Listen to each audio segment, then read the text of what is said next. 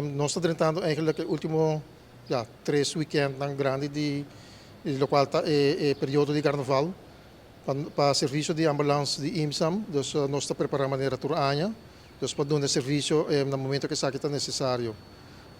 Nós estamos preparando vooral a parada ng a ruta com 3 ambulâncias e bike team e também personal de comando câmara. A parada de Flambeu, eigenlijk é a primeira parada, sempre nós acostumamos com tata vira hopi druk para nós. Dus a parada e nós damos diferente assistência, comparado com a parada de fantasia, que é primeiro de muita, sempre nós acostumamos com parada que está vai hopi russo. É aí que está somente assistência, só nós precisamos dar para a parada de fantasia. Não necessariamente que é novo me ser ruta, mas nós temos sorte de Dus toda a ambulância está guardando partir durante 24 horas. Dus banda que nós temos 3 ambulâncias de ruta, nós temos 3 ambulâncias também para fugir ruta para caso de emergência que também está sucedendo com nota relatada à parada de carnaval. Dus nota assim que a ambulância novo não vai parada, por exemplo. Dus essa aqui não está guardando coordenar normalmente. Dus no momento que tem melding, vou por fazer de 2 maneiras. Dus hopi biyahe butin police nang kutakan na riberuta, dus por meld se ka uninang. Anto melding nang aki hopi biyahe tabay via comando kamer. Comando kamer ku kapiating.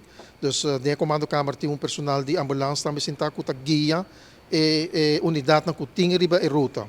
Dus si boya man 9 de sung esa aqui também por anto hora 9 de sung tamanda chamada aqui back para mesmo comando kamer. Dus é importante para mencionar, por exemplo, no momento de emergência, a locatie precies onde a melding está. Dus we usam número de paliluz of gebouw, botou cerca, dus para assim nós podemos chegar mais lejos possível. A cruzada não com nós temos seguro mais com 20 anos tá usa. Dus op biar nós pedi para o público ter essa aqui na Liber, dessa aqui tem tarefa para na tapone barricada. Pero nós reparamos que a gente não chega e está hali barricada ou está lento. No momento que nós constatamos isso aqui, dus, se vou para o auto tem a box que está destinado para a ambulância, dus nós lo pedimos KPA para tackle o auto. So hopi biya nós reparamos que a gente não está bem trempang para o auto e não está vai casa. E agora que nós chega, botei auto para tem a box que está destinado para a ambulância, pero a pessoa mesmo não tem. Então, o auto lo guarda tackle e cultura gasto ng corre para a pessoa.